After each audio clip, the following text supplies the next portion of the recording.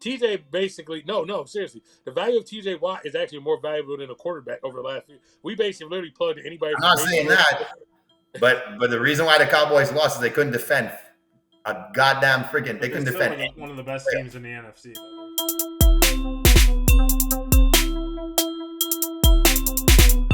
Welcome back to Cinco Squad. My name is Jonathan Sawyer. With me are my brothers TreyDay and Grandpa J. We are missing our fourth amigo, and Mike. He is on vacation, a well-deserved vacation. So, Mike, hope you have a great vacation at the beach.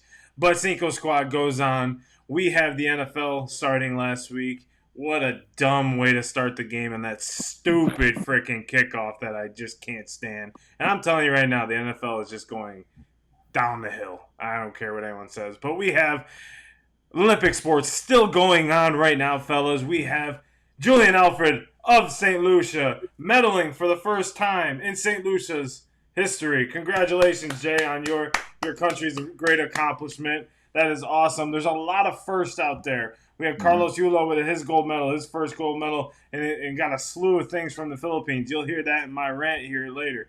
But it's just been an awesome Olympics so far. It's so cool to see all the cultures and everybody just kind of come together and just see different things that the countries do when they celebrate, or you can just see the raw emotion on, like, Gabby Thomas when she won the was it 100 or 200, and you could see she was just like amazed. But she's the greatest runner in the history of, or not the history, but the greatest runner right now. But you could see it just meant so much to her to get it done. And what an awesome feat. Fellas, what do you guys think about the Olympics as we are coming down to the final days? It's been phenomenal, man. Like I can't say how much I've enjoyed it. France has done an amazing job putting on a fun Olympics. I mean, even having that bell in the stadium is a special touch for every winner to go and ring the bell when they win a race or win the event. It signifies them as like the person. So you only get to do it if you win. That's such a cool touch.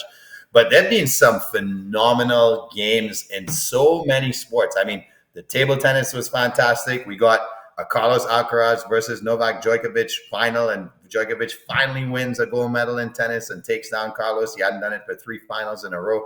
The men's volleyball has been insane. I mean, Italy was down 2-0 his first to 3 against Japan. They come back and win in 5 sets. And then the USA men had the same thing happen to them against Poland. Poland's down 2-0. Poland's come back and beat the USA men in the semifinal game. So unfortunately, the US men won't be taking part in the gold medal match. But it's just gone to the point now where, like, it doesn't matter what you're looking. It's thrilling entertainment. The gymnastics was fantastic. The diving has been spot on. The swimming was awesome. And of course, the track and field. If you're from the Caribbean islands, especially the sister islands in the Caribbean of the Windward Islands, Dominica wins their first gold medal thanks to Thea Laford. And then Grenada wins a bronze medal in the men's decathlon thanks to Vincent. And Julian Alfred winning double medals in the 100 and 200. And St. Vincent just missing out with their girl in the 800. She came fourth by less than a half a second. So it's been a phenomenal games for the smaller islands. And we normally see Jamaica and maybe Trinidad dominating track. So nice to see these small islands claiming their stake in the game right now. And hopefully that's the future for our small islands. We're going to be, challenging for medals with many Olympics to come. Did you hear the girl from Dominica? I did. Explain the entire, like, geography. Like, school. She's like, first of all, it's not Dominica. It's like the Dominican, or it's not Dominican, like Dominican Republic. It's Dominica, and we're not 70 million. We're not 7 million. We're 70,000 people. Yeah. And I just like that because she was just basically like, stop. She's like, no, like, put some respect on it. Like, you can't come up here and ask me a question when you have a freaking cell phone and it takes you 8 seconds to go Wikipedia Dominica and find out basic information instead of embarrassing yourself like an idiot. And just do some basic research. I agree with her because it's always offensive, bro. I used to have people argue with me that St. Lucia was in the Bahamas, and I'm like, all right, buddy, you grew up there, not me. So you know what? We're going to end this argument because St. Lucia is part of the Bahamas. And then one idiot was like, no, it's not. St. Lucia's in the Jamaicas. I'm like, oh, yeah, that's where it is. It's in the Jamaicas since they're such idiots, man. Because you just let them be ignorant and just walk away. It's like, whatever you say, bro. Obviously, you know more than me, but I grew up there. So it's nice to see that, like, she put respect on her own country. And same thing with, I thought the questions they asked Julian were just absurd. Like, why aren't the American girls up here with you?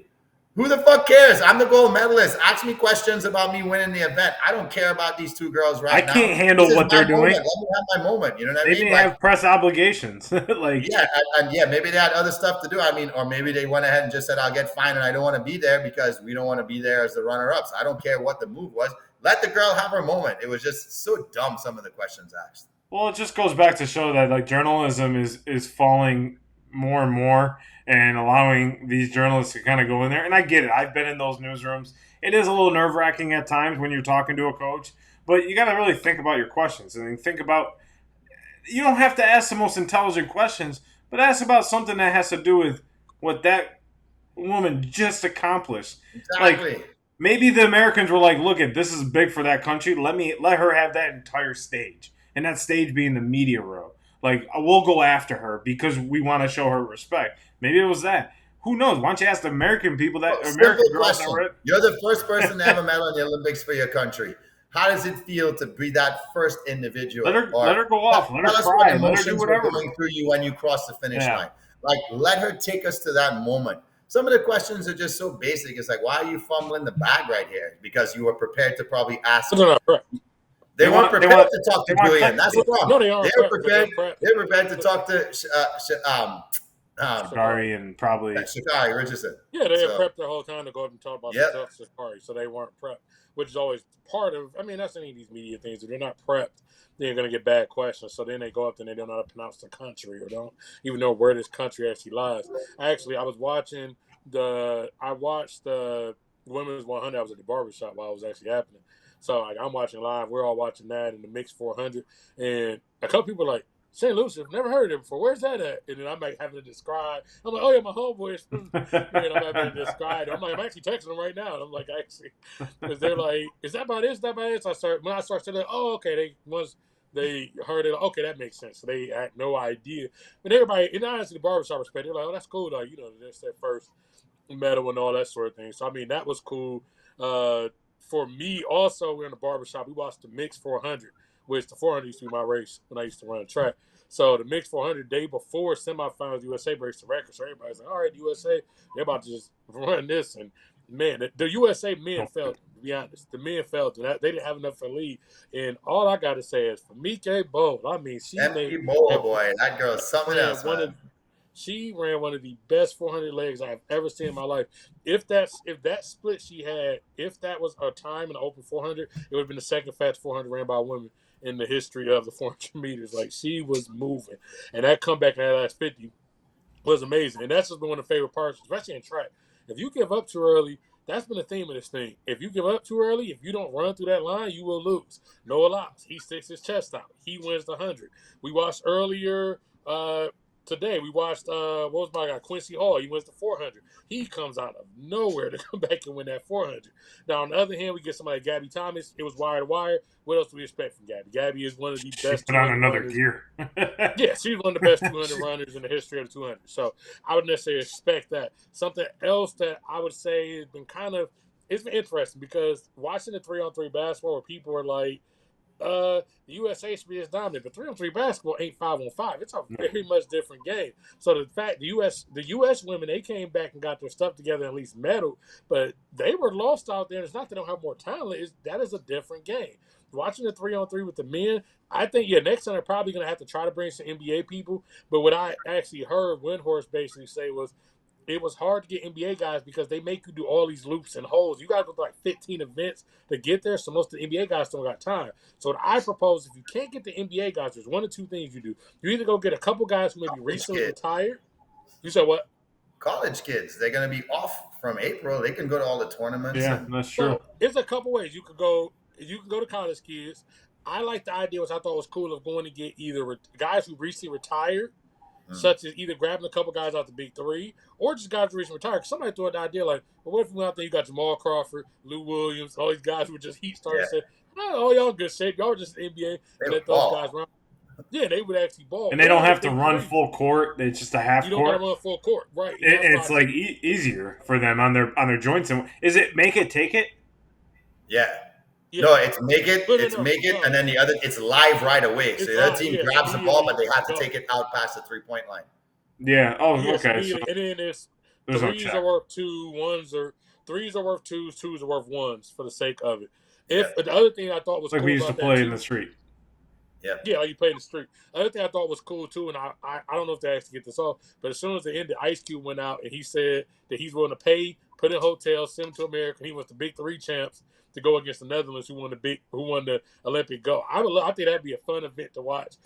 What a spectacular way to win the gold, man! I think the Olympic rules is first to two wins, and France scored, and then Netherlands blew a chance. France blew their chance, and the Netherlands guy hit a freaking fadeaway with no time left on the shot clock to win the goal. I mean, how perfect is that? Yeah, it was like almost like Jon, I think was his name.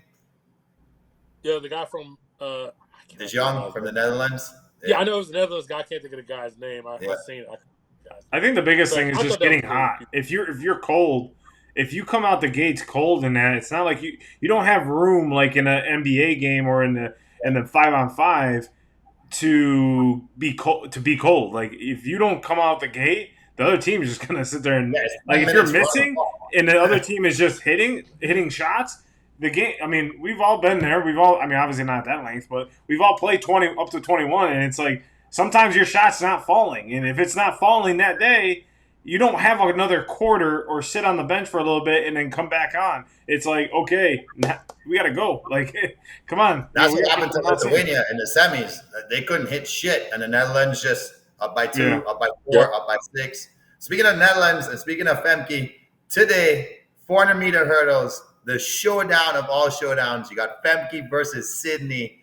That one will be one for the ages because Sydney is the current world record holder and the only woman to ever go under 52. And Femke's running like she can. So I expect both women to be on that world record. And it's really going to be who comes off that last hurdle and has that final push because both of these women have a lot in their tank.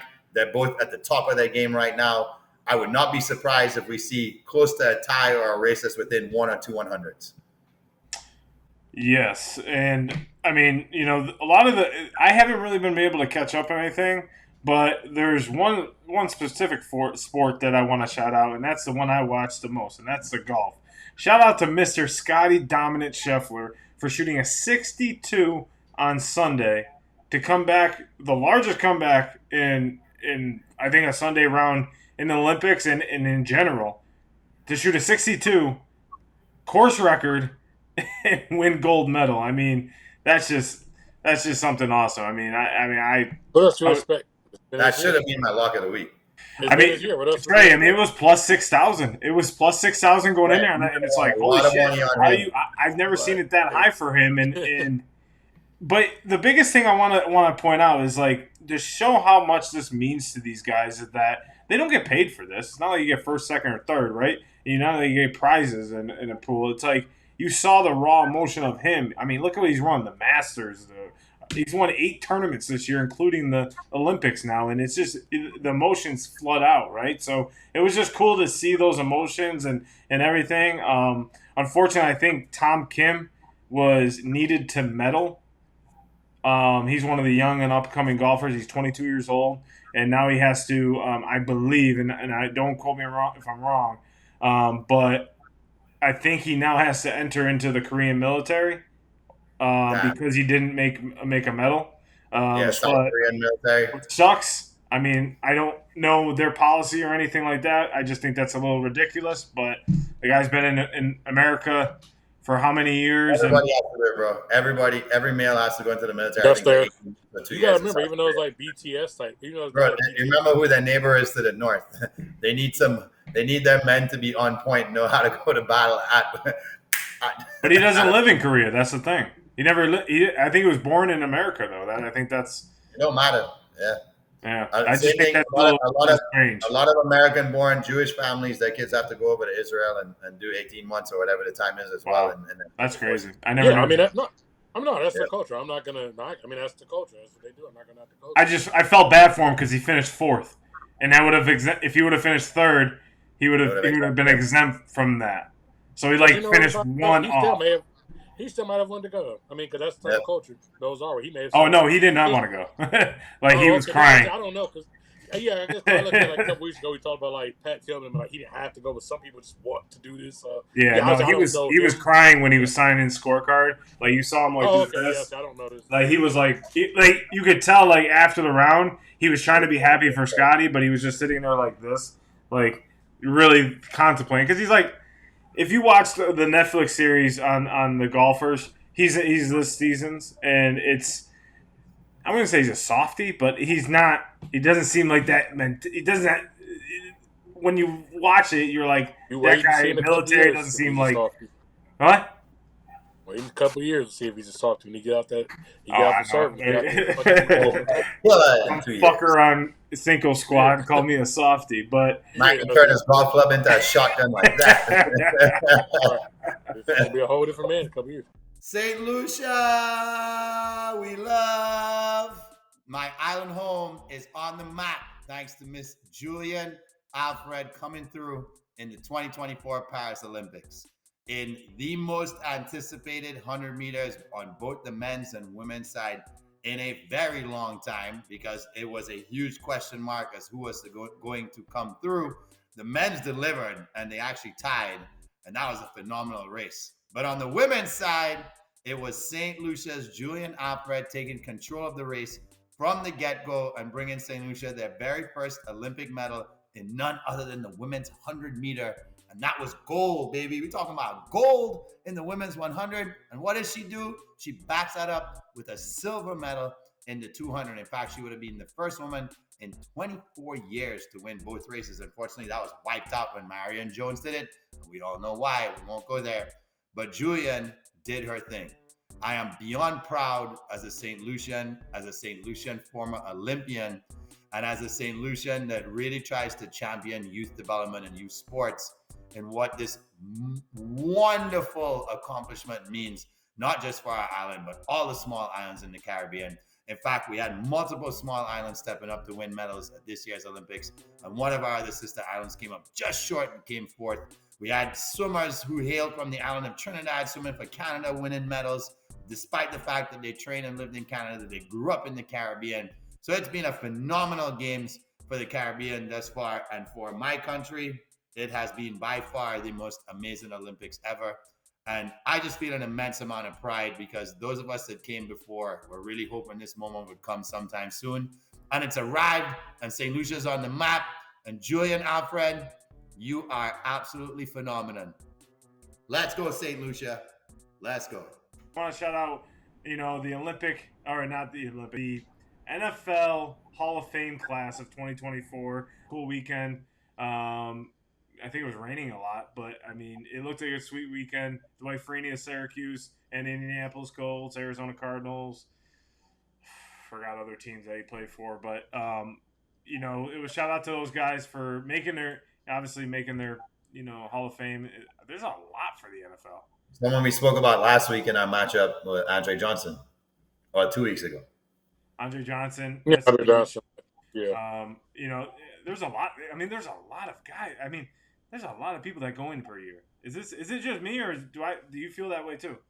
I don't feel like it because the NFL. Because there's 22 guys in a game at once, so yeah, that's true. It's not like basketball. It's only 5 guys on the court, so it's so many more positions. You kind of gotta have it more. I guess it wasn't that much. It was only, I think 6. When I 7 or 8, I thought. Yeah, like 7 or 8. So you gotta figure. Julius that's not even one guy Andre per Johnson, position. Devin Hester, Patrick Willis. Patrick Willis surprised me. I think he was a dog, but didn't he retire early? He retired super early. Super. It's kind of like Cam Chancellor. So I was kind of surprised about Patrick Willis because I thought he was a little too injury prone at the last few of his years in the NFL. But shout out to those guys. Congratulations. It's a huge honor. It's one of the biggest things in football to get, other than the Super Bowl. One of the cool parts about the Olympics is all the countries, their traditions, their culture ultimately, and what brings them to the Olympics and be different. Carlos Yulo of the Philippines, he's a gymnast, plays gold. And not only did he get gold medal, he received a lot of prizes for being a gold medalist. Here's a list of them. He has a house gifted by his country's government, a fully furnished 2-bedroom condo at 24 million peso, which is $415,000 American dollars. He gets $10 million in pesos, which is $173,000 in US dollars, from the Philippines Sports Commission, and 3 million pesos in cash, which is 52,000 US dollars, from the country's House of Representatives. He gets a lifetime of colonoscopies and gastroenterology consultations, but only until he turns 45. He's 24 right now. He gets 100,000 Philippine pesos worth of free furniture, which is about $1,700 worth of US dollars. A lifetime of free ramen, free buffets, free meals from numerous local restaurants, a lifetime of free cookies, which I love this one, from a place called Cookies by the Bucket, and an iPhone 16, and a lifetime of free engineering design by Nexa Engineering. So this is one way that the Olympics bring such an awesome time, is that you see athletes like Carlos win, but win at a big level that shows, oh my God, like Julian Alfred from St. Lucia, Grandpa J's home country, just won their first medal, and I'm sure she's going to get a slew of different things. It is so cool to see these type of rewards for these athletes doing so well and working so hard over the 4 years. So shout out to Carlos, and hey, Carlos, if you need help eating those cookies, just let me know. I'll come and help you out. But as we continue to talk about football, the NFL Madden 25 ratings came out, and we have a highlighted by, give me 1 second as I pull these up. So we have 1, 2, 3, 4, 5 players that made the 99 club. That would be Patrick Mahomes, Christian McCaffrey, Travis Kelce, Tyreek Hill, and this one surprised me a little bit because he didn't really have that good of a year last year. He had an okay year. It was Trent Williams. Is the 99. I was surprised that Lamar didn't get it. Going two-time MVP. He won the MVP last year, right? Yeah. Surprised Lamar didn't get it. He's at 98. I mean, right. Justin Johnson. Lamar is not a natural pocket passer, so they're not going to give him 99. Yeah, I'm surprised Justin Jefferson didn't get it. But what are your guys' thoughts on the Madden ratings? Do you think they were accurate? Do you think someone got stiffed on their rating? What were your thoughts? Go ahead, Trey. Trent Williams, at the end of the day, the offensive line, a lot of times they go off reputation. That's one of the positions where people do that. So unless it's just flagrantly bad, they kind of say, well, this guy's usually blocks good. We'll just keep the guy up there. Because realistically, a lot of fans aren't really watching the line. You know, they always, I forgot, maybe John Madden, one of these guys, I can't remember who used to say when an announcer used to say with the offensive line, if I don't hear your name, that means you're having a good game. Because if I start your name too much, that means you're going to get your ass kicked, you commit penalties, one of the two. So Trent Williams' case, I don't remember hearing his name that much, but I know he's big, and McCaffrey had a good year, so Dean, he gets to go up in that case. As a quick side note, NFL 100, you got your fucking mind. Patrick Michael Jordan Mahomes is the number one player in the NFL. It's not Tyreek Hill. No shade to Tyreek. But anyway, back to Matt. Did Tyreek say he should have been? Huh? Did Tyreek say something? Because I thought I said Patrick. Yeah, Tyreek said he should be number one, which he should say he should be number one. I don't blame Tyreek. This isn't on him. Why would Tyreek not feel like that if you're a guy of his caliber? So, yeah, I don't put that on him. But a couple other interesting I saw. Top rookies this year, they have Joe Alt at 79, Marvin Harrison Jr. at 79.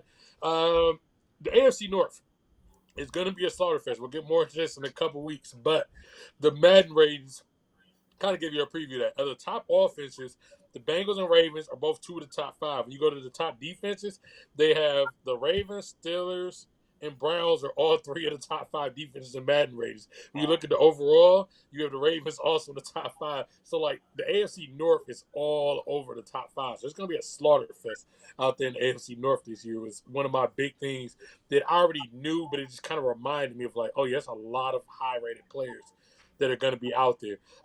When you said about Jefferson with the 98, I think the injuries is why he went to 98. Remember, he kind of missed some time last year. He's one of those guys where, let's say week one he goes out here, gets 10 catches, 150 yards, they're going to put him 99 by week two. So I always find that interesting to see where they start and where they end at. They always like to watch that because some of these guys come in super high and they have to drop them back. And then some of these guys have a good year and then they fall back to the regression. So I think Diggs was like a 90. Two, who's going to be interested because now he's on a new team. And I don't know if Diggs is going to go up because he's got to share with Tank Dell. He's got to share with, what's our guy, Nico Collins. He has to share with Dalton Schultz. Joe Mixon's there now. They run the ball. It was, I don't. They have a more balanced offense now. They have a balanced offense. The way the Bills the Bills relied on them more. So somebody like that, I could see where they might move down. But I could see somebody like Harrison's at 79 accelerate really quickly because who the fuck else is Kyler going to throw to? The McBride guy's coming on tight end, but who the fuck else is Kyler going to throw to? So I can see Harrison fuck around, have 3 touchdowns in the first 4 weeks or some shit and start elevating quickly. You know, and some guys took some huge jumps in this. I mean, Lane Johnson went from 84 to 95. As he should. He was only 84 last year. He was 84 last year, which is crazy. It seems pretty low last year. So. Yeah, especially because he's the top offensive lineman, go Birds, in the league. AJ Brown was at an 89 last year. He's down at 95, which is weird because he kind of had an off season. He had over 1,000 yards receiving, but he kind of had an off year last year. But the whole Eagles team. What was surprised me the most is Nick Bosa. He was at 88 last year. I was like, damn, he's one of the best pass rushers in the fucking league. Like, how the hell is he at 88? Now he's at 96. So rightfully so. But I mean, the Madden ratings always kind of like, okay, you make the 99 club, that's sweet and everything like that. You're in the 90s, you're good. But Jamie's boy, Mr. Cooper Kupp, is number 100 on their list. Coop been going. I mean, he hasn't been able to stay on the field, and it seems as though like he may have been replaced as wide receiver 1 on his own team. Yeah, Cooper knew it. But here's what I'm surprised at: Diggs and Allen get the same rating. That's a little surprising to me. Josh Allen yeah, Josh. Yeah. Well, Josh Allen, the quarterback. Yeah. So they're both at 92. That's right. What's more strange is the deviance between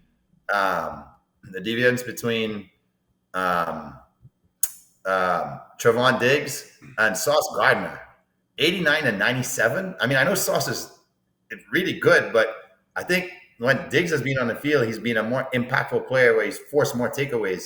Sauce obviously is a better shutdown guy, but I don't think the discrepancy between them should be at 89 and 97. If you're going to put Sauce at 97, you should have put Diggs as a 94 at least. So I thought Diggs got unfairly rated in the 8. I just think it's because Diggs tore his ACL so early last year that it was like, you know, they had nothing. I mean, obviously the potential is there, and we're going to see a great year probably from him. God willing, he has no injuries. But I think that's the only reason is because. How many games did TJ Watt play, Trey? Huh? I don't remember how many ended up playing ultimately. But you know the difference in him and TJ. Well, how many games did he play? That's your argument about being injured. Did TJ play more than 60 games last year? Yeah, TJ played more than 60 because that's when we had to play. I thought he didn't make it through halfway. I thought he was out before week 8.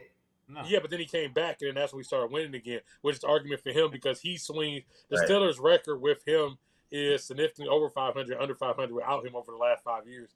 I don't know. Not saying that Diggs is impactful, but the Cowboys, the variance of the team doesn't look the same as TJ. Basically, no, seriously, the value of TJ Watt is actually more valuable than a quarterback over the last few. We basically literally plugged anybody. I'm not saying that, but the reason why the Cowboys lost is they couldn't defend a goddamn freaking. They couldn't defend one of the best teams in the NFC, though. Yeah, but the difference is the Steelers without TJ. Without TJ, the Steelers literally people thought there's been 2 different times he's been hurt where people thought the Steelers were going to be in the bottom 5, and then he comes back and they're not. Like he literally is actually held. If it was a win shares, I don't even know if the NFL does that the way the NBA does. His win shares would be equivalent to a quarterback's because we plugged in Big Ben, Mason Rudolph, Duck Hodges, and the team looked exactly the same. But then dude isn't there, and then it's still like a different team. He's like the rare, which is actually why I think he should have been higher rated on like the NFL 100, Madden, and all sorts of things because he actually is more impactful than a lot of guys.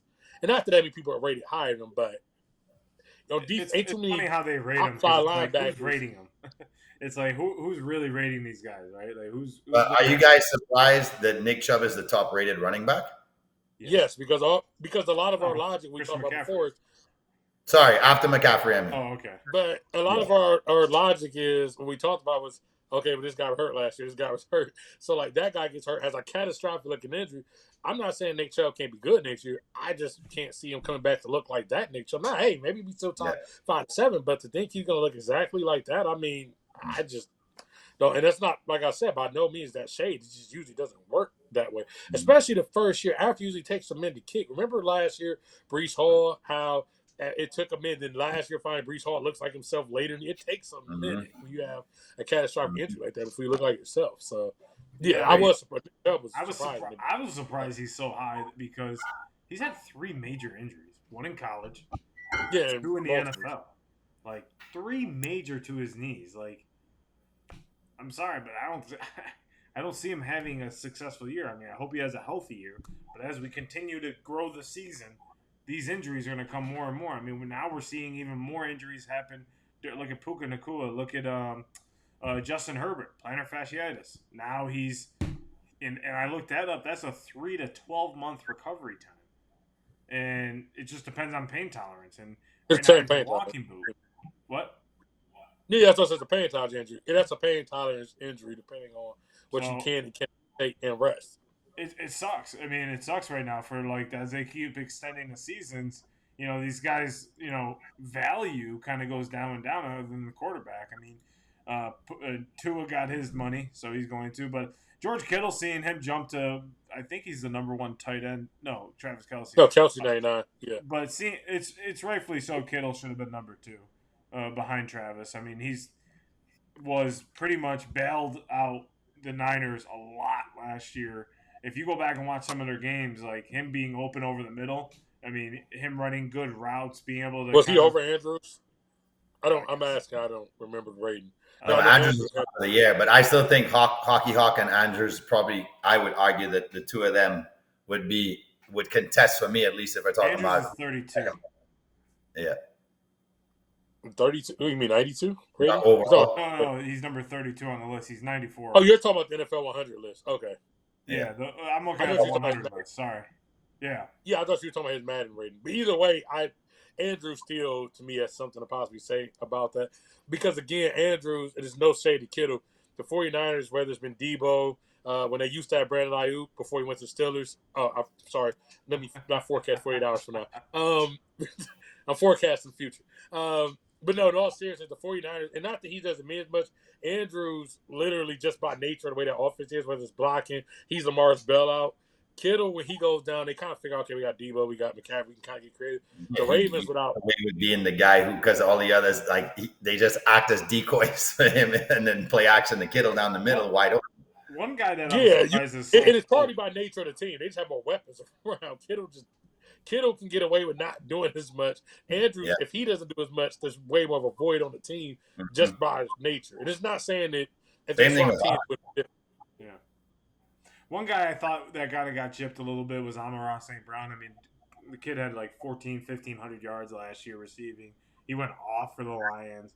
It was probably the number 2 receiver in the league last year. Probably behind like Devontae, maybe behind Justin. What's he sitting at? 94, 95? Where's he at? He's at 94 rating, but like he's behind some guys that had okay seasons. I mean, like I said, he's at 95 with AJ Brown, and CD Lamb's ahead of him. I think that's right. No, CD had a better. And Tyreek Hill. I mean, there's only 2 guys ahead of him. So yeah, CD had a better year last year. Yeah, CD had a great year. I mean, here's what I'm surprised about, right? Would you guys agree? I'm not knocking St. Brown. CD just had a better year. St. Brown had a great year. I had him in fantasy last year. He was a big. I just feel like he should be higher than what he is. I think he should have been higher than AJ Brown. I'm just talking about on the list. I guess what I'm looking at is not the scores, but more or less the numbers on the list, maybe. But I guess that's where I'm. But it's one of the things where I keep looking at the list instead of the ratings, which we're. I think we can all agree that the Chiefs won for the first time. We can say that the Chiefs won off of the defense and the physicality of the team. Correct? Yeah. Yeah. So why is Chris Jones not a 99? Like the amount of times I heard Chris Jones is the heart of this team. He was a difference maker when he came back for them after they. This team is where they are because of Chris Jones. This team wouldn't be close to being in contention to win a Super Bowl. He made that big tackle in the Super Bowl. He made that big tackle in the Super Bowl to, I think, force overtime. Maybe I think it was. What was it? He made a sack on Brock Purdy that got. I forget what the time of the game or anything, but he made a huge play that ultimately stopped the Niners from scoring. The Niners were about to score, and he came in and sacked Brock Purdy. So, but as we kind of continue with our NFL talk, it's time for Matchup Time Machine. It's my week, and why not? The NFL season's right around the corner, so why not? I go to my favorite part of the NFL, the defense. A nice 0-0 game, no scoring. Let's get it. Come on. We have the 2000 Baltimore Ravens, that stellar defense, versus the 2013 Seattle Seahawks. Grandpa J, who you taking in this game? Well, all heads would run to the Ravens as fast as they can. And obviously, in my time of being a Bucs fan, where knowing that defense was the only way we could win, you looked at this Ravens team and you're like, well, defense is the only way this team could win. They need takeaways, which they got. They need them to hold their opponents to as few points as possible, which they got. They probably need to shut out teams in the playoffs, which they did. I don't think they gave up an offensive touchdown in the playoffs. So you're talking about a perfectly executed defensive game plan that worked out, that carried them to a Super Bowl. But a couple of things to consider here. In 2000, teams were scoring 4.5 points less per game than they were in 2013. So when you look at that points per game, Seattle was giving up 14.3 and Baltimore was giving up 10.3. The variance is kind of like the same, right? So that kind of evens itself out.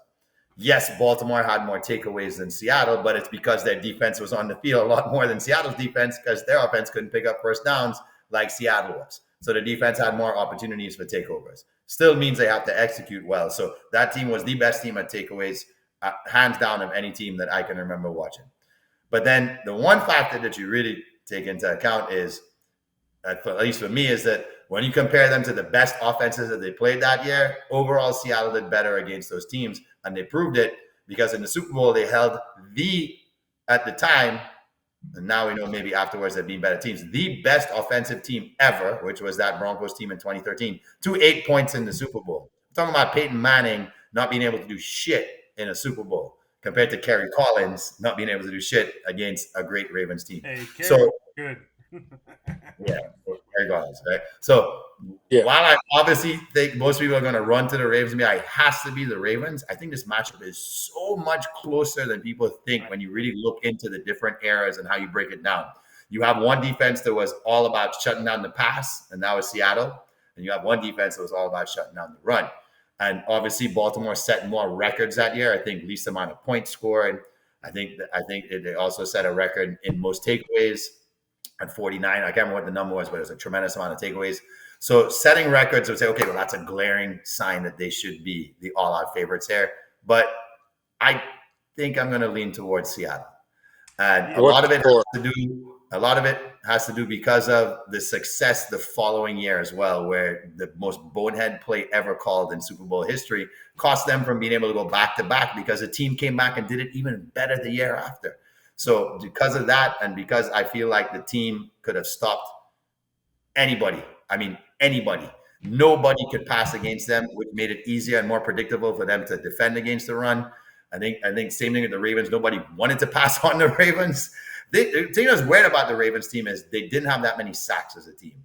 No. Right? You wouldn't think that it wasn't Ray Lewis, wasn't even close to 5. I think he was at 5.5 sacks that year. I think they only had like 39 sacks as a team all year long. So they were more about taking the ball away. Seattle was more about pressuring the quarterback. And I think having that, if you had to compare it with the teams playing each other, I think it would have been first to 10 wins. I think Seattle would have got there first because their offense would have found a way to do it long before Baltimore's offense found a way, because Baltimore's defense would have had to score for them. We'll also remember. What's your score? What would be your score? What would be my score if they played each other? Yeah, if they played each other. What's your hypothetical final score? Seattle 10, Baltimore 6. I know y'all. And Jamie and Grandpa J would be bored the entire game, and I'd be sitting there like, "Oh, this is a great game." John would be more like 6-3, 6-3, 6-3. Nothing, 3. Actually, make it 2. Damn it, Get a safety. Give me 2. All right, I'll go last, but I love your points you made, Grandpa J. TreyDay, interested to hear your favorite guy, Mr. Russell Wilson, versus your favorite rival, the Baltimore Ravens. No, I didn't really think it's Ray Lewis in those times for real. He used to murder it on the field, but on the field. See what I did. Yeah. So on the field. That's fucked up. Okay, so we got, let's see, 2 of the best defenses. Like Jay said, you got one team that's more known for stopping the pass, one team more known for stopping the run. At the end of the day, the one thing Jay didn't talk about here is the offenses here, because eventually somebody's going to have to try to figure out a way to score. If it comes down to it, actually, you got on one breath you got Priest Holmes, you got Jamal Lewis. That's your backfield. On the other end, you got beast mode. When you go over to Baltimore, you're looking at the end of Shannon Sharp. You're looking at the end of Ben Coates. You're looking at Brandon Stokely. When I go over to Seattle, I'm looking at Percy Harvin, Jermaine Kearse, Doug Baldwin. At the end of the day, Seattle has more game breakers. So I feel like there's more likely that one of them, maybe somebody slips, somebody makes a play over there than it is on the Baltimore side, because Baltimore is banking basically on their defense scoring or somehow controlling the ball. But the thing is, the Seahawks can control the ball too. And the other thing about it, we talk about people being able to get after it. So we talk about Russell Wilson. We talk about uh, Trent Dilfer / Tony Banks, depending on who's starting that week. Because remember, Tony Banks had to start part of the season because they couldn't figure it out. Russell Wilson, at minimum, if he has to start getting out of it, he can extend the play. So if maybe Peter Boyer is on his neck, if Ray Lewis gets on his neck, if Big Tony Saragusa gets on his neck, Russell can at least extend it, and maybe Percy Harvin or somebody find their way open. So that's where I look at Seattle and say, most people look at Seattle. The other thing, too, I'm looking at, so you look at the secondary, you got LOB, you got these guys out here, whether it's Earl Thomas, Cam Chancellor, Richard Sherman, these guys. On the other end, Rod Wilson, Hall of Famer, great player, but this is the end of Rod Wilson. Chris McAllister, pretty good corner, but he's not that type of lockdown corner. So I do feel like there's a shot that might be able to be had. And then we look at the coaching matchup. When I look at the coaching matchup here, I got Pete Carroll, I got Brian Billick. I trust Pete Carroll more. If we're gonna look at the coaching, he also had a lot of people on that staff too. I can't remember exactly everybody's on it, but there's some staffers. Like I think Robert Saleh, I think is like the quality control strength coach or some shit. I forgot there's a couple other people that are like Makes defensive. sense, Ken Norton Jr. is like the defensive coordinator. Like there's guys out here that may be able to see stuff and help. Also, the NFL itself, when they rank the top 100 teams of all time, they rank Seattle. That Seattle team is 18. They put that Ravens team as 22. We also talk about numbers, holding people under 21 points. See, at times the Ravens had a few lapses there. Under 21, or I'm sorry, my bad, scoring 21 points. Mm-hmm. The Seattle scored more per game, but also you say holding under 21, the Ravens had more games that gave up more than 21 points than Seattle, partly because sometimes they would just give up the ball and the team be right there and just kick a field goal. Seattle at minimum didn't really do that. Russ didn't turn the ball over, and he at least made sure they got to the 50 so they could play field position. The Ravens had way more to play in that. So my final prediction here would be Seahawks 13, Ravens 9. That's what we're going with. The Ravens don't make it in the end zone. They just kick 3 field goals. So a lot of times people talk about that defense for Baltimore, and that defense was absolutely one of the last defenses of being like that hard-nosed 80s, 90s type of defense where they're going to punch you in the mouth and they're going to hit you as hard. So I think it all just depends on realistically what time frame. I think we have to go back to exactly what you were talking about when it comes to what era are we playing in, right? What is allowed, what is not allowed, because there's a lot of things that Baltimore team is doing that is not allowed in that era of 2013, right? And if, again, 2013 going to 2000, can they step up their game, right? So that's the other thing. But I think if you meet in the middle, it's pretty hard to kind of go back and forth. I'm going to say Seattle, but I just feel that, with the quarterback, the offense, if you go back and watch that Baltimore team, the offense could never figure it out. The defense would get the ball, and you hear it in that one ESPN 30 for 30 documentary where the defense is like, we keep giving you a goddamn ball. Like, score the damn ball. Like you never heard that from the Seattle side. Like, Russ was always moving the offense in some way or form. I mean, we saw a couple years later, Pete Carroll should have gave it to beast mode in the Super Bowl against the Patriots to have their second one. But that team was moving. Percy Harvin was like, before he was, obviously all the headaches and everything. Then you had, what else? Yeah, Doug Baldwin, young Doug Baldwin, how was Doug Baldwin open all the time in that season? It was just all the time. All the time. It was downfield, 55-yard pass to Doug Baldwin. I was like, how is he open? I don't understand.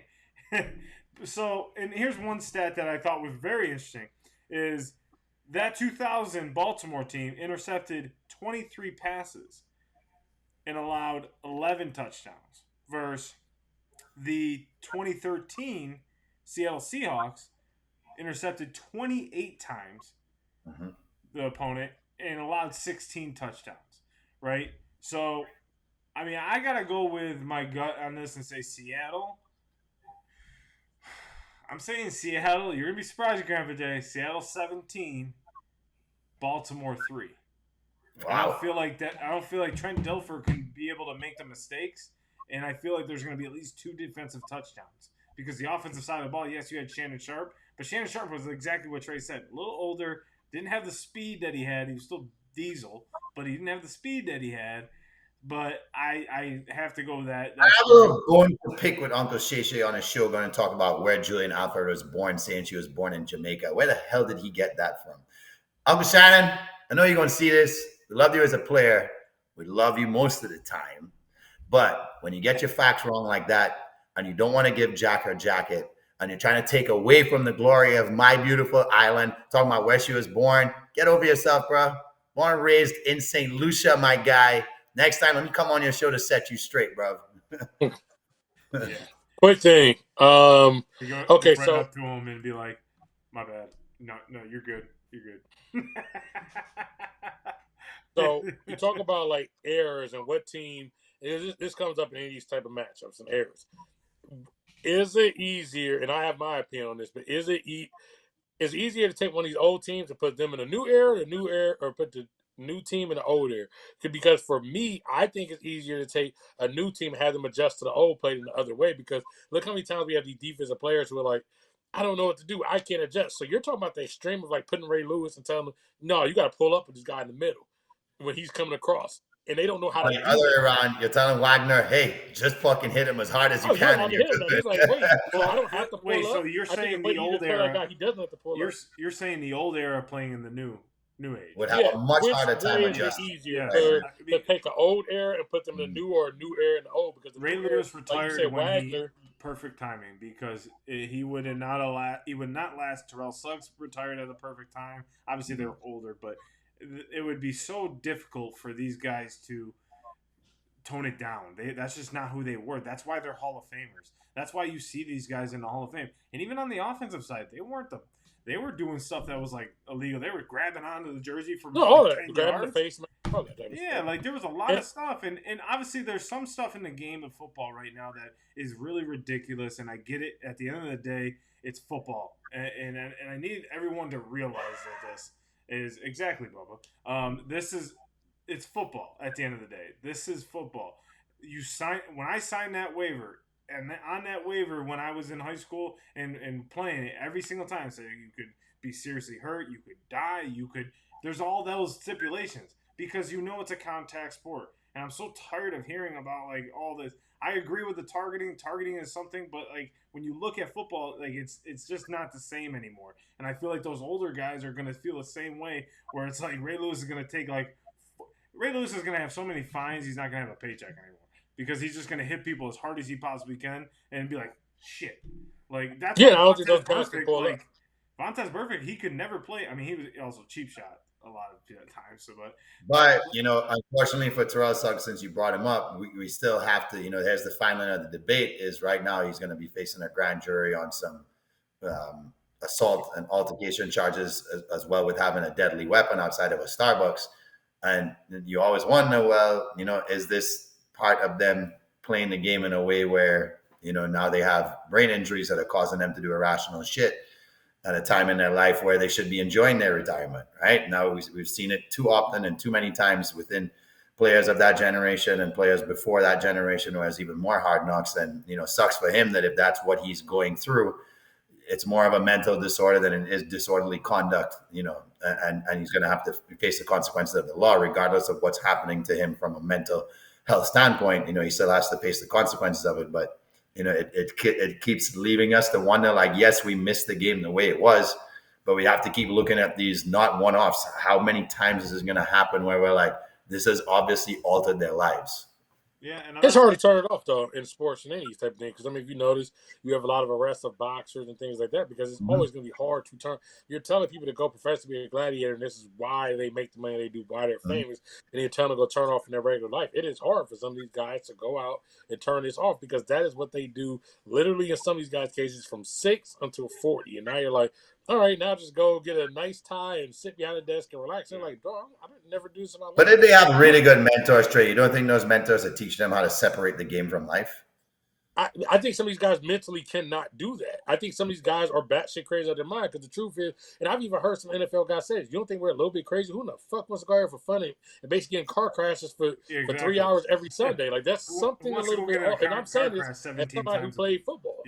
Yeah, for me, football is outlet. Now, for me, I used to be like, all right, I'm mad, something goes wrong at school, I'm going to go take it on the football field. But some of these guys do not know how to play, and they just can't. But that's their outlet. And I just think, they're not trying to excuse them. I just think some of these guys literally, I don't think, know how to turn it off. It's also to your point, Jay. Is like I get it, and there's a fine line that you're tiptoeing right there. It's like, yes, can we take the head injuries away? Yeah, you can take away targeting. I'm okay with that. Leading with the head, learning how to re-tackle, learning how to do different things. But when you do hip drop tackle is going to be 15 yards. We all agree that's a big when you change the entire way this game starts, it looks ridiculous. Now, it's just I just can't fathom that, and I understand that. But a lot of the times, people are kicking off in the back of the end zone; they're not returning it anyway. So, I know I'm looking at this as a full spectrum when you're looking at the Super Bowl, but you get that iconic video of the camera guy watching with all the flashing, and you see the kickoff. Now you're just going to see the kicker. You're going to see Jake Elliott in the Eagles this year in the Super Bowl running by himself, kicking the ball off, and it's like, okay, this is stupid. So, I don't know. I'm really indifferent about the way the new rules are. I feel like some are safety, some are not. But at the end of the day, you sign up for a contact sport. You sign up to be physical. You sign up to play at this high level, and no one's forcing your hand, too. No one's forcing you to play this game. Good point. So we all agree we take Seattle, sweep of Seattle? Yeah, Seattle sweep. Yeah, so Seattle. I just had the highest points, which was probably shocking to a lot of people. It was. Yeah. America, America, America. We are on the same team. I know that's going to be a theme for the next few months around this country, but it's not what you think I'm talking about. Noah Lyles hate. I get it. The guy is annoying. I ain't really been the biggest fan of how he gets down. I didn't like what he said about the whole NBA is not a champ, but the thing about it is he's on our team. If you are an American, we root for America to win. So I see a lot of people online. They're like rooting actively against the guy. Why? You don't root against your own team. I don't care. Everybody has a person on their team they don't like. You're supposed to still root for your team because that's what you do when you actually support a team, or in this case, you support your country. I see the same thing when I look at women's basketball. I go into the comments all the time. The USA women have been more than dominant. But I see people saying, I don't care. Caitlin Clark is there. I don't want to watch it. Caitlin's there. Okay, I get it. Caitlin's not there. Get over this shit. At the end of the day, these women showed up. They're balling. They're on their way to go. Support these women. Caitlin, I'm sure, will be at the next Olympics and she'll do her thing. If you really are the Caitlin Clark fans y'all say are, y'all probably should be actually happy that she's finally getting some fucking rest after having to go through like a Final Four run and going right to the WNBA. The best thing Indiana Fever and Caitlin Clark can do is actually rest right now because they were playing better. They're going into the break, and now they'll probably be better because she'll be resting going to the second half of the year. So you'll get more of her in the WNBA. But back to the point. Let's go for our team. Let's root for America. If we're supposed to be on the same team, then let's root for the same goddamn team. When I watch football and I got a certain corner I don't like, and he makes interceptions for my team, I don't say, oh, fuck that guy. Please, I don't want to get an interception. No, he's on my team. We are on the same team, America. Please, let's actually root and enjoy the Olympics. Let's enjoy being on the same team because let's be real, it's going to get real hectic in a couple months here. So let's please enjoy this piece while we got a chance, y'all. All right, well, as we're talking about, the great moments in the NFL, let's take it back to one of our favorite sports pictures. It could be any sport, guys. It could be anything, any type of moment, anything that you've seen in your life and hanging on your wall, anything. So I'm going to take it over to TreyDay. What's your favorite sports picture of all time? So for me, it happens on June 17th, 2010. It is when Kobe defeats the Celtics in his last NBA championship. When Kobe is standing on the top of he's standing on top, and it's actually when he's standing on top and he's doing this, he has the arms spread wide, and all the confetti's coming down, he's holding the ball, and all the crowds like going crazy. So like I said, it's Kobe's last championship. That's the game where Arteta saves. Kobe just didn't have a great game 7. Arteta comes in, saves the day, goes up, thanks his therapist. And it's kind of crazy too, because I remember at the time, he goes up, he thanks his therapist. People are like, this guy's crazy. He thanks his therapist. And now, like, I hear so many people that are in therapy and things such as that, which is good because a lot of people are focused on getting their mental health together, things such as that. And Arteta was one of the first people in that moment. I remember actually walking in publicly and acknowledging that he needed to get mental health. So that's a complete side note. But anyways, back to Kobe. Kobe's out there. He's celebrating. They've now defeated Paul Pierce, his shitty underwear, whatever the fuck Paul Pierce was doing. He got out the wheelchair, decided to go lose Game 7 of the Lakers. And that was an iconic moment. For me that night, I remember I was working. It was a summer job I had, and I was working night shift at the summer job between college for the summer. And I'm like, nah, I got a feeling this is going to go 7. So it's back in game 1. I look at the calendar. I said, all right, game 7 is going to be on June 10th or June 17th. I was going to go to work. So, I go into the office. I tell the supervisor, I said, look, I'm in college. I was like, I got this project I got to do. I go back to my campus. It's going to be on June 17th. And he's like, okay, that's fine. They don't know that I, on my headset, the Lakers are going to play game 7 that night. I predicted this back in game 1. And boy, was I right. My mama, she was so mad. She said, I can't believe you called off work for a basketball game. I said, look, we don't know. This might be Kobe's last championship, and the Lakers may not win for years. And damn it, I'm sorry, mama. I was right because, damn it, all the Lakers have won since there was a goddamn bubble title, and that was Kobe's last championship. So I did the right goddamn thing, taking off to watch the Lakers' last championship. And shout out to that job because y'all didn't know any better, and I don't work there anymore, and y'all didn't know any better, but I need to watch the Lakers win that championship that night. Well, I think we all remember that. That's when he got. You were saying the scoreboard one where he jumps up and he kind of like. Yeah, he's on top of the. Yeah. So, which one? There. Yeah. Oh, with the ball. Yeah, they're doing like this. That was sweet. I think my favorite moment. There was a few there, right? Obviously, there was the Syracuse ones where you had the iconic block of Hakeem Warwick blocking. I forget who in the corner to win Syracuse's first national championship.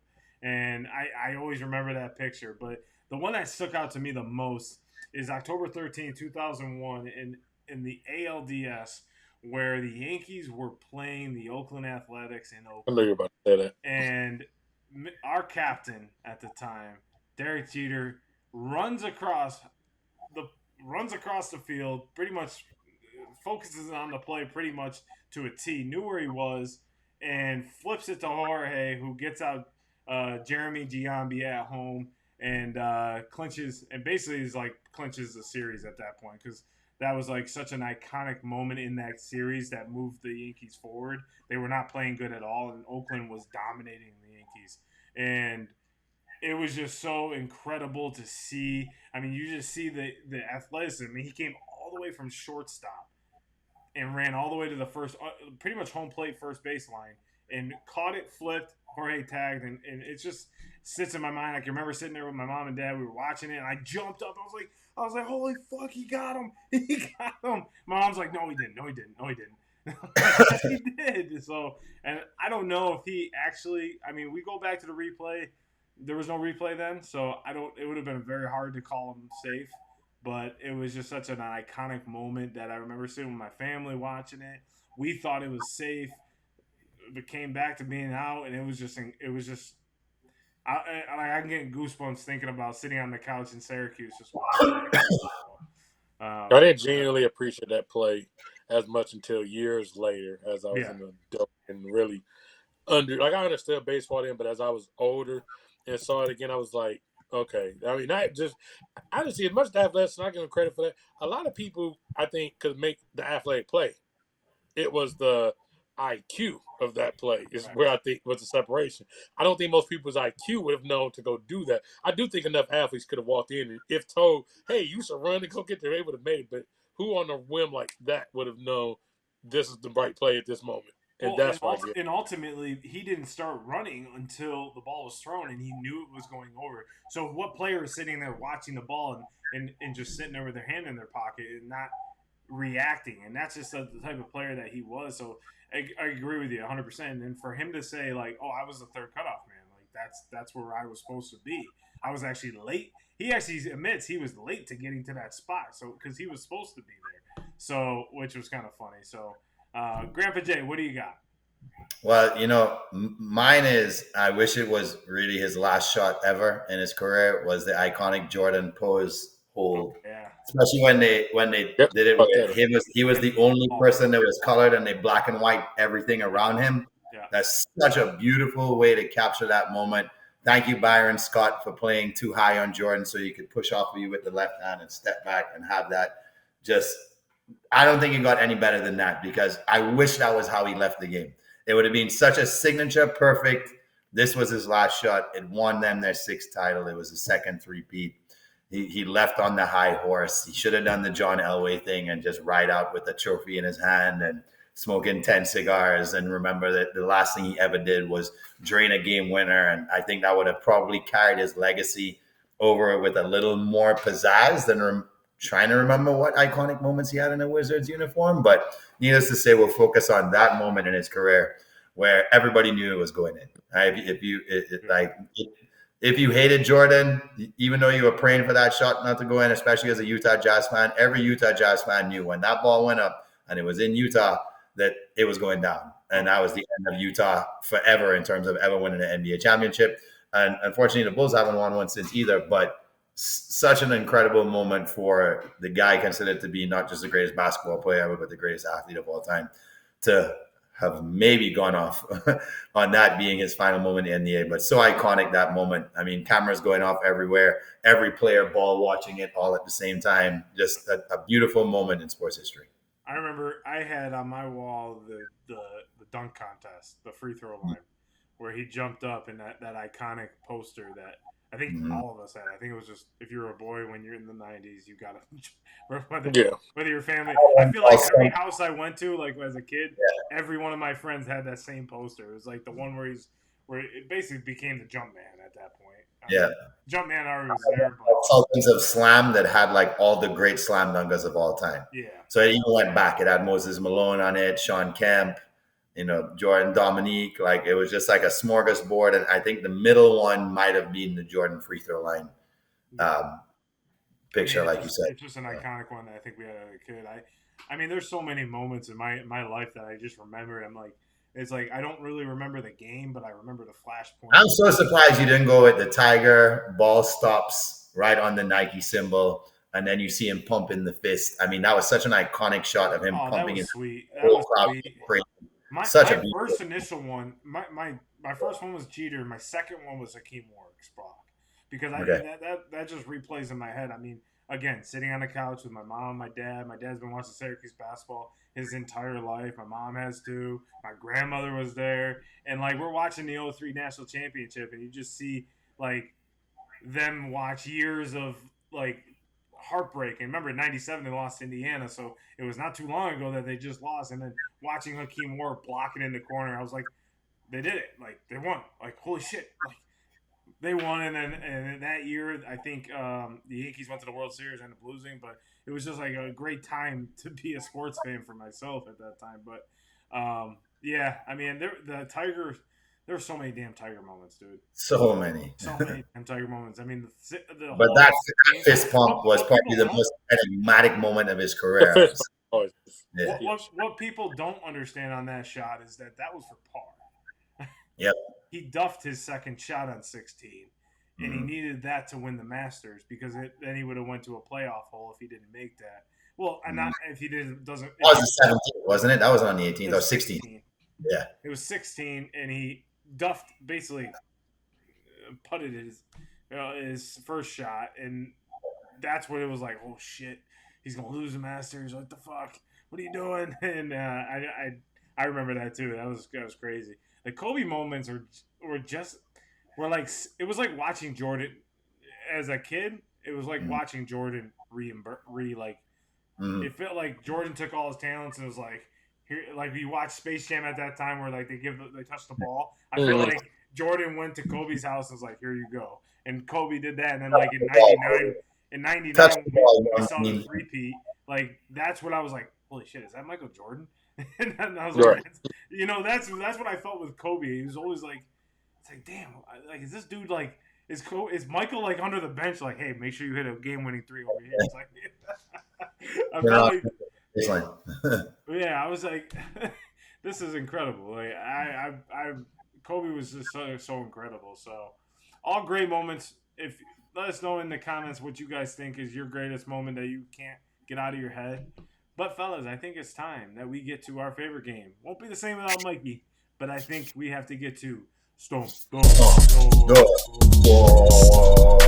Yeah, boy. So we're going to debate whether this week counts or not towards our overall record. We'll decide that by the end of the show between us.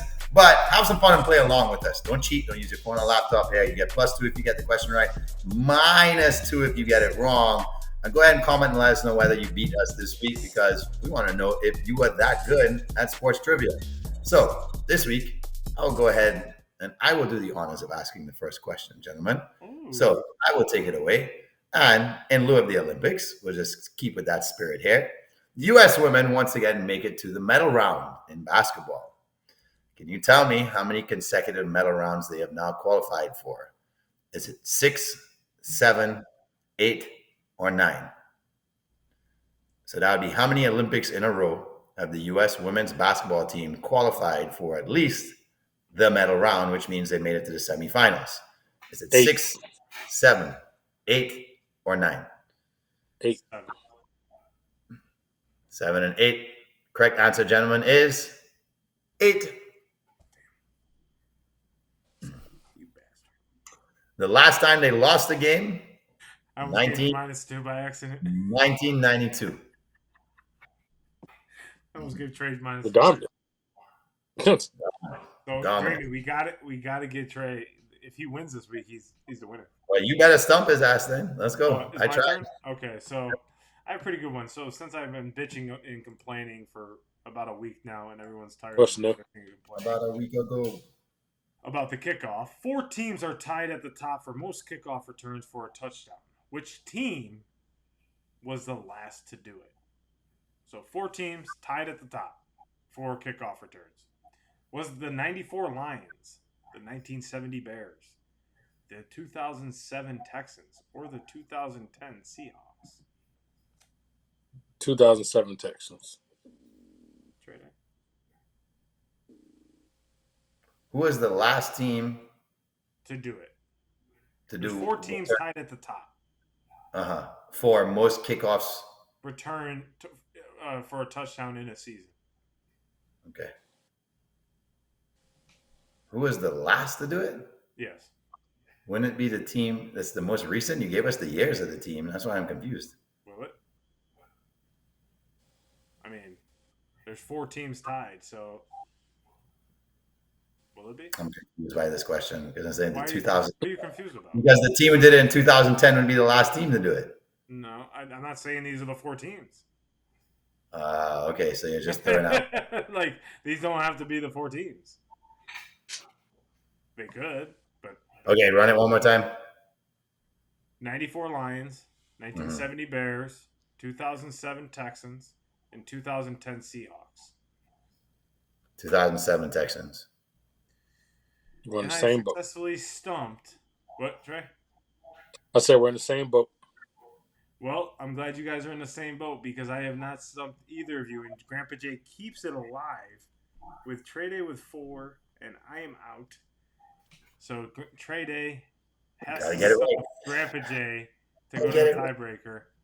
I knew my other question would have been better, though. Should have asked that one. Yeah, you should have. Mm-hmm. All right, TreyDay. Stump us. Or not. Let's see what we got here.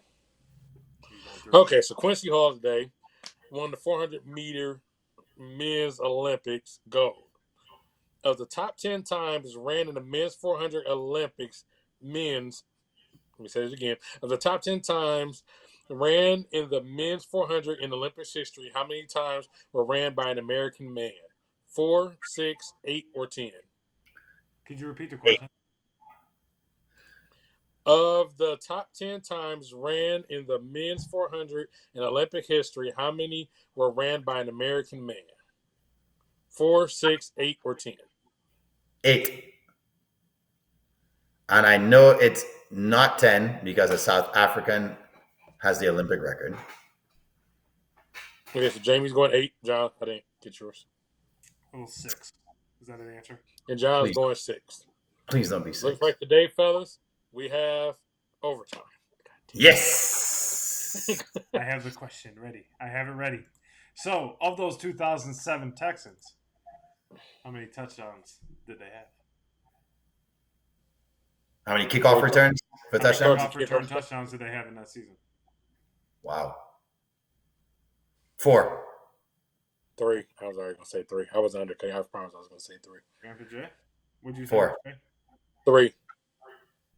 And today's winner of Stump the Squad is Grandpa J with right on the money at 4, and he holds off TreyDay with the comeback.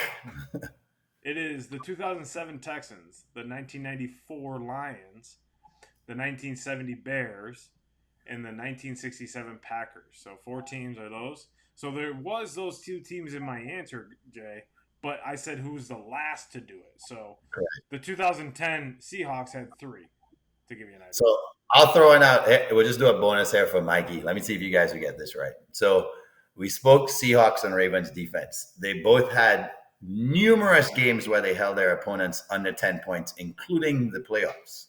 Mm-hmm. Can you tell me how many more games did Baltimore hold teams under 10 points than Seattle did? So they both did it numerous times in those given seasons. So how many more did Baltimore have?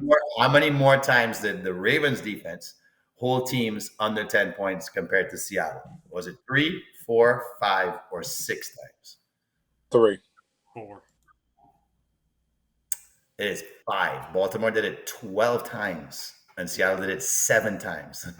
Baltimore had 3 shutouts that season. I knew they had a bunch of. I knew they had a few shutouts. Now, if we had to do like how many games 10 and under, it was almost every fucking Baltimore game. I think they gave up 36 points to the Jaguars, which was random, right? They gave up 36 to the Jaguars. Remember, Jaguars kind of loaded. They gave up 19. They gave up 19 to the Dolphins, and they gave up 23 to the Titans. Remember, Jaguars still were kind of. I think and 20 to the Jets because it was the last game of the season or something. But that's it. The Seattle, obviously, a couple more games for Seattle, but Seattle had like they gave up 17 to Jacksonville, 20 to Houston, 28 to Indy, and then it was all like 10, 10, 9, 10, 7, and 17 randomly. So, I mean, they ended the season real strong where from week 13 on Monday night, they only gave up more than 10 points once from December 2nd till the Super Bowl win. Wow. Well, that was a really fun Bears team back then, though, because remember they had Brunell, Fred Taylor, Keenan McCarthy. They were on. Like they had a hell of a team. Because I was looking through that and I was like, oh yeah, they were a good team. That's why they are. They went to the AFC Championship game, I think in '99 or something. They did. They did. 99 they did. Yeah. That's why I was looking through it. I'm like, damn, this team put it. I was like, oh yeah, they were fucking good. Like, why is this team? Yeah, the teams? They stacked them. All right, fellas. Well, Grandpa J is this week's winner, episode 123. I finally got it right. That brings our scores to TreyDay to 7, Mike to 6, Jamie jumps me at 5, and me solely at 4. And I am eliminated, I believe, from it. Are you saying there's a chance next week? Oh, I gotta win next week. We have 2 episodes left, so 24. Wait. Let's say myself or Mike guys. Eliminated, right? And Mike and you have to get it right for a tiebreaker. So, well, Trey wins if he gets it right. Mikey ties him. But if we win 125 and Mikey and Trey are tied, are we doing a tiebreaker right there, just a one-off tiebreaker for it? No, we're on 124 next week. So right. So I'm saying if Mikey wins, he'll be at 7, and so will Trey. Meaning if you and I win 125. But we still have to go to episode 125. Listen to me. He's if saying Mikey wins next week, him and Trey have 7 each. So if you and I win 125, we have to agree now we're doing a one-off tiebreak for all the Cahoons. Correct. We'll come up with a question, you and I together. Yeah. And figure it out. But yes, TreyDay, come on, man, you are fumbling down the stretch. What are you doing? Fumbling back, bro. You fumbling the bag. You fumbling that trophy. All right, everyone. Well, appreciate you guys tuning in. We're looking forward to episode 124. Mikey will be back here next week. Make sure you turn into the socials at Cinco Squad Pod 05. Our Twitter will be blowing up all weekend about Olympics, NFL, and MLB, whatever it might be. And make sure you guys go hit that subscribe button right below. And shout out to St. Lucia again, to Julian. 2 medals for the country. And go America, USA. We'll see you guys here next week.